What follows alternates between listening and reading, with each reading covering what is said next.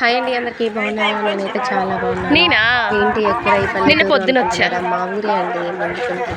మా ఊరికి వెళ్ళాను నేను. మా ఊర్లో పక్క గల్లీలో బొబ్బే తొందరరా. అన్నదానం చేస్తాను. అందరం కలిసి సరదాగా ఫ్యామిలీ మొత్తం కట్ట కట్టుకొని వెళ్ళాము అనుకోండి. చాలా మంచిగా అనిపించింది నాకైతే. మా ఊరు వాళ్ళందరూ అక్కడ చూడాలని చాలా హ్యాపీ అనిపించింది.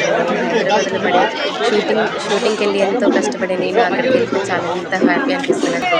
నేనేంటంటే మా ఫ్యామిలీ అందరిని చూడడానికి చాలా ఆనందం అనిపిస్తుంది. అయితే మా ఊర్లో అయితే మంచిగా పులిహోర, పరమాన్నం, అరటిపండు, వైట్ రైస్, పెరుగు, ఇంకా గోంగూర పచ్చడి, ఆలుగడ్డ కర్రీ, పప్పు, సాంబారు, అప్పడం, లడ్డు అన్నీ పెట్టారండి.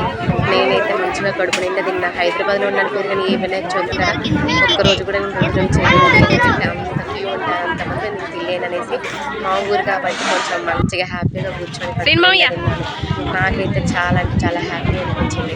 మా ఇంటి పక్కన శ్రీమామయ్య ప్రతి ఒక్కరు నన్నైతే వీడియో మంచిగా తీయని ప్రతి ఒక్కరు అన్నారు. ఎందుకంటే నా యూట్యూబ్ ఛానల్ మా ఊరు వాళ్ళు బాగా చూస్తారు కాబట్టి నేనైతే మా ఊరు వాళ్ళందరి కోసం మంచిగా యూట్యూబ్ చేసి ప్రతి ఒక్కరు నా ఛానల్ చూడాలి అని మనస్ఫూర్తిగా కోరుకుంటున్నాను. అందరూ బాగుంటే నేను బాగుంటానని. మా తమ్ముడు కూడా వచ్చాడండి, మంచిగా అందరం కలిసి తిన్నాము.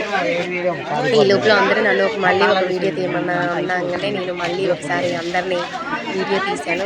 వీడియోకి చూడగా వచ్చింది. చాలా అంటే చాలా మంచిగా అనిపించింది నాకైతే.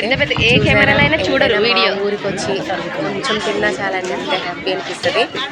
ఏదైనా అంతే, మన పుట్టిన ఊరు మనకి ఎంతో గొప్ప కదా. నాకు అంతే చాలా గొప్ప అండి మా ఊరు అంటేనే నాకు చాలా హ్యాపీ అనిపిస్తుంది.